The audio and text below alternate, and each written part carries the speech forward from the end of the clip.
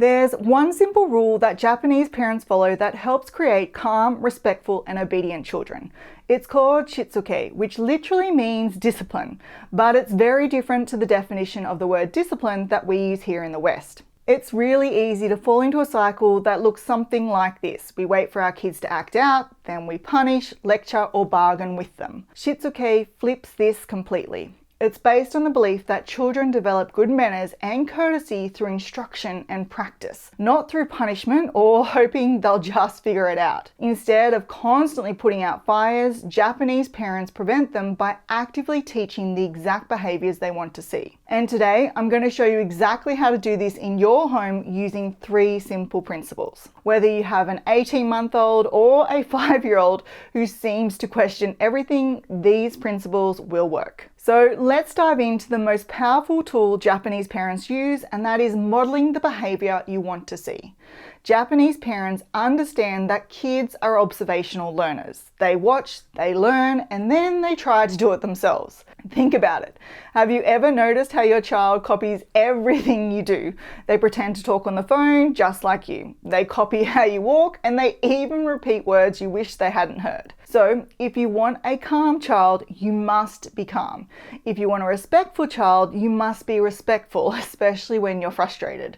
And if you don't want your child to scream when they're angry, then you should also try not to scream when you're angry. For example, let's say your child just drew on the wall with a permanent pen. Now, your first instinct might be to yell, "What did you just do?"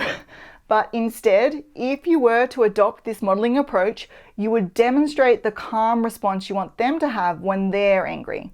So you might say, "There's pen on the wall. I'm feeling frustrated right now, so I'm going to take 3 deep breaths before we talk about this." Then you would actually do the deep breathing where they can see you, and then you would talk calmly to them about the wall. Now, I know staying calm, particularly in these sorts of situations, is hard, especially when you're already exhausted from a long day. And let's be honest, sometimes you are going to lose it.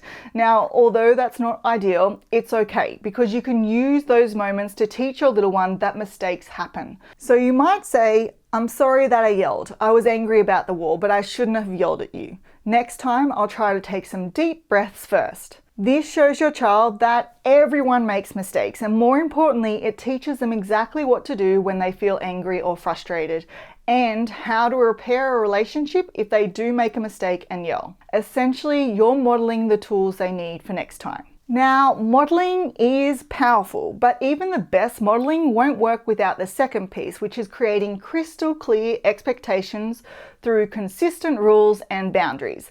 And this is where we as Western parents often struggle, because we've been conditioned to view rules and boundaries negatively, like we're somehow crushing our children's spirit or limiting their freedom. Sometimes we even feel guilty about setting boundaries because we want our kids to like us and be happy. But the truth is, rules don't make children unhappy. In fact, having no clear rules is what makes them anxious and stressed. Think about it like this. Imagine if you went to work and your boss never told you what time to arrive, what your job was, or even when team meetings started.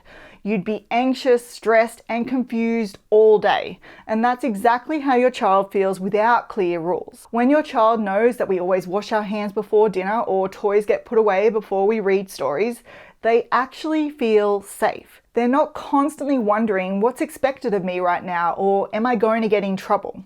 Instead, they can just relax and follow the routine, which means way less fighting and way more cooperation. Let me show you exactly what that looks like in real life. At our house, we have a very simple rule. Shoes come off when you walk in the door. My husband and I both do this every single time, and we expect our kids to do the same.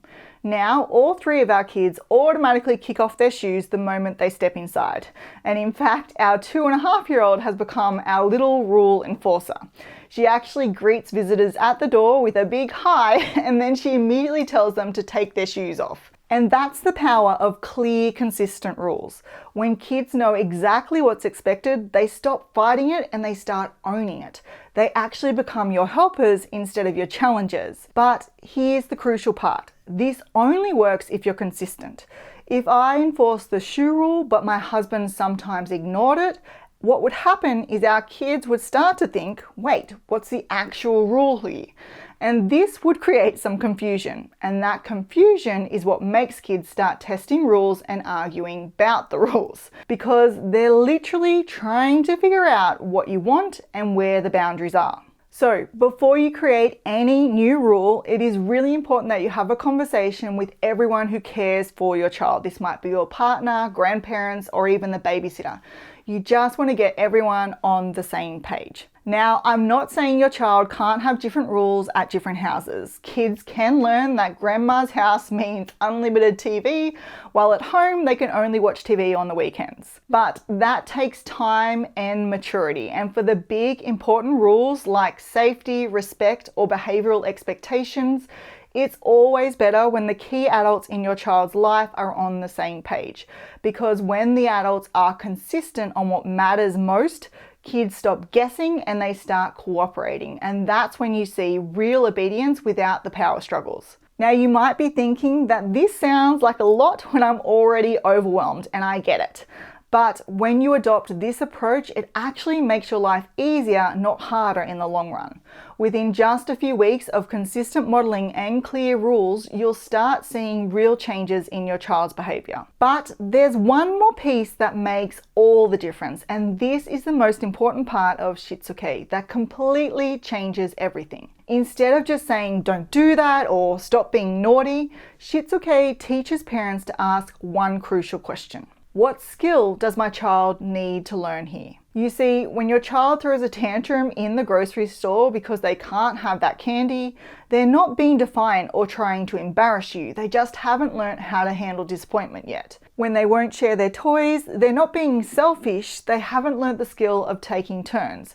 And when they constantly interrupt your phone calls, they're not being rude. They just haven't learned the skill of waiting patiently or recognizing when it's their turn to talk. This shift in thinking changes everything, because instead of punishing the behavior you don't want, you start actively teaching the skill that they're missing. And that's when you see real lasting obedience, because your child actually knows how to behave well. For example, imagine your child snatches their friend's toy. Instead of yelling, "Don't snatch," and then hoping they'll magically figure out how to share, you would get down with your child and actually teach them the skill of taking turns. Before I step you through exactly how to do just that, I quickly want to mention that saying "don't snatch" is actually one of 8 common phrases I recommend parents avoid, because these phrases often don't convey the message we intend, and there are simply better alternatives that work much more effectively. To find out what these 8 phrases are and what you can say instead, just click the link in the description to get the free guide. Okay, back to turn taking. So to teach this skill to your little one, something you might do is you might say, "You want the dinosaur. It's Tom's turn now. You can have the dinosaur in 1 minute." And then you would help your child practice waiting by either giving them something else to do, so you might go find another toy, or if they're really struggling, you would comfort them by staying close by and saying something like, "Waiting is hard. It'll be your turn soon." Now, if your child has a complete meltdown at this point or they're too overwhelmed to learn, that's okay.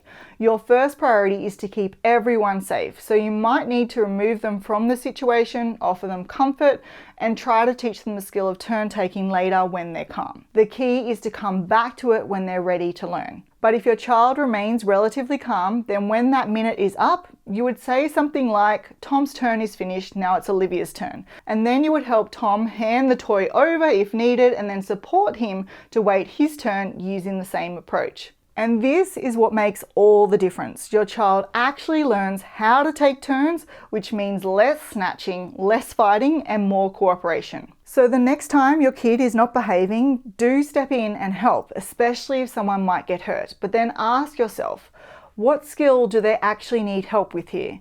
And here's the key part. Don't just identify it and move on. Actually take the time to teach them that skill. Because when you give them chances to practice what they're missing, something amazing happens. They start doing less of that challenging behavior and more of the positive behavior you actually want to see. But here's where things get tricky. Even when you understand all of this, you still need your kid to actually listen when you ask them to do something. And sometimes it goes a little like this. You say, please put your toys away, and they ignore you. Or you say it's time to get ready for bed, and suddenly they're fascinated by whatever they're doing. So you say it again and again, and by the 5th time you're either doing it by yourself or you've started yelling. But here's the thing, there's actually a really specific way to give instructions that get kids to listen the first time, and I show you exactly how to do it in this video. So if you're sick of repeating yourself or bribing your kid with screen time just to get them to brush their teeth, make sure you check it out.